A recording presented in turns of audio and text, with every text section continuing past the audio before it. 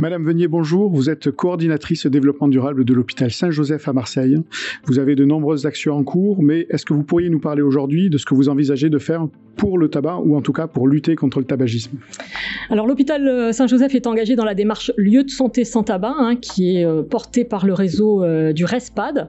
C'est une méthodologie bien établie qui compte 8 domaines d'intervention. Et donc depuis 2 ans et demi, on déploie cette démarche qui vise à permettre des parcours de sevrage tabagique aux personnes intéressées par l'arrêt du tabac, mais c'est aussi de faire que le site soit totalement indemne de la consommation de tabac, si je peux le dire ainsi. Donc nous communiquons, nous informons. Récemment, on a eu pendant 8 mois des volontaires du service civique qui nous ont aidés aussi à faire connaître cette information. Nous avons des professionnels que nous formons à l'intervention brève en tabacologie et à l'approche motivationnelle, toujours par le RESPAD. Aujourd'hui, il y a 18 soignants joséphiens qui sont formés. L'idée étant d'infuser cette démarche sur l'ensemble de l'établissement et de permettre par différents moyens d'encourager les fumeurs à être accompagnés dans le sevrage tabagique, puisque l'on sait que les chances de succès sont environ 70% supérieures dès lors qu'on est accompagné. Donc nous on croit en le soutien, on est conscient qu'on s'arrête pas comme ça, mais en tant qu'établissement de santé, on considère qu'on a un lieu, qu'on a un rôle à jouer par rapport à ça, et de toute façon il est attendu des hôpitaux qu'ils soient exemplaires en la matière. Il y a un projet d'une société sans tabac à l'horizon 2030 et on compte sur les hôpitaux pour qu'ils soient à l'avant-garde là-dessus. Cela fait un objectif, mais on voit que vous mettez des actions pour accompagner la mise en œuvre. J'imagine que peut-être vous êtes parti d'un état des lieux de départ.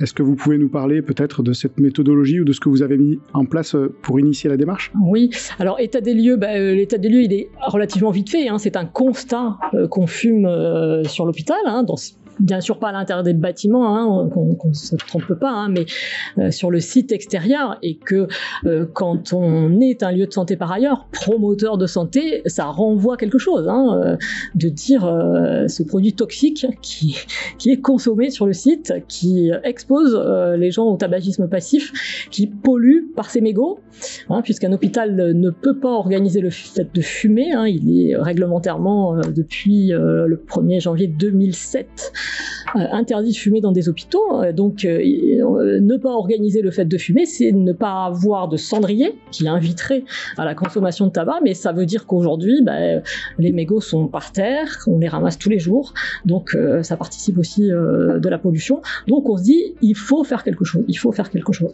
et à ce moment-là moi j'ai compris que le RESPAD était là pour aider les hôpitaux, les établissements médico-sociaux, tout le monde de la santé à porter des démarches. Donc je me suis rapprochée de cette méthodologie, et puis depuis 2 ans on s'y inscrit. Alors la charte hôpital sans tabac dit qu'il faut être persévérant, et donc il faut l'être parce que c'est pas facile de voir baisser effectivement la consommation de tabac sur le site. La dépendance est forte, la nicotine, c'est connu, et puis on sait qu'un hôpital c'est un lieu anxiogène, alors pour les patients, à l'égard de ce qu'ils entendent comme diagnostic. Donc s'ils sont fumeurs, c'est un moment où on a besoin de libérer un peu le stress. Les salariés fumeurs nous disent que c'est aussi une soupape de déstress que de fumer, mais en tout cas pour nous ça nous apparaît incompatible avec la promotion de la santé. Et nous sommes également engagés promus par les docteurs Ilyes Bouabdallah et Arnaud Boyer pour conduire une démarche de dépistage du cancer du poumon, avec l'idée derrière de faire que ça se généralise, que ça se systématise, comme le cancer du sein ou le cancer colorectal, où à un âge donné on reçoit un papier, on vous invite au dépistage. Là l'idée c'est que ça puisse se faire aussi sur le tabac pour le cancer du poumon. Donc cette étude recherche va inclure 1000 fumeurs qui auront entre 50 et 80 ans et qui auront fumé un paquet par jour pendant 15 ans. C'est ça le critère, et donc ils vont être inclus dans un dispositif. Il y a des vidéos en ligne qui les racontent mieux que moi, donc... Pas de souci, nous mettrons les liens pour étayer tout cela. C'est vrai que l'on oublie, mais l'industrie du tabac, en dehors de la fabrication qui est déjà polluante, fait que les mégots qui se retrouvent au sol finissent à un moment donné dans les ruisseaux et les mers. C'est 500 d'eau polluée par un seul mégot. Donc, on a des affiches qui le disent partout dans l'hôpital.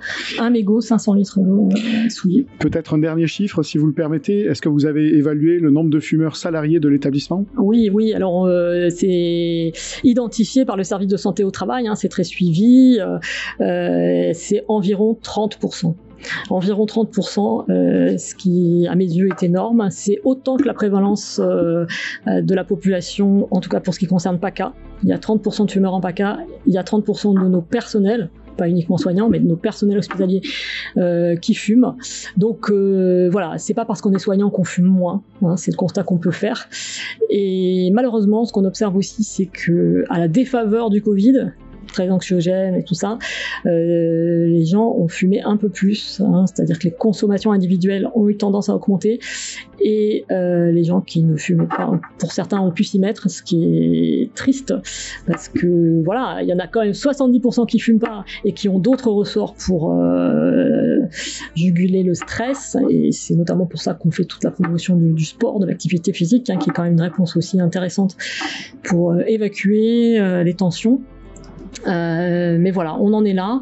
Alors mes collègues m'encouragent en disant si à force d'en parler, il y en a quelques-uns qui s'arrêtent, voilà, si ça va marcher, les gens veulent s'arrêter. C'est-à-dire que quand on fait toutes ces campagnes de sensibilisation à l'occasion de la Journée mondiale sans tabac, à l'occasion du mois sans tabac qu'on relaie énormément, je l'ai dit tout à l'heure, à la faveur de la présence des volontaires du service civique sur des missions d'accompagnement à la démarche lieu de santé sans tabac, qui tous les jours vont au contact des fumeurs, quand ils engagent la conversation, majoritairement les gens disent j'aimerais bien arrêter mais j'y arrive pas, je ne peux pas, mais ça veut dire que même le fumeur, j'ai pas le taux exact et je vais pas dire de bêtises, a envie de s'arrêter.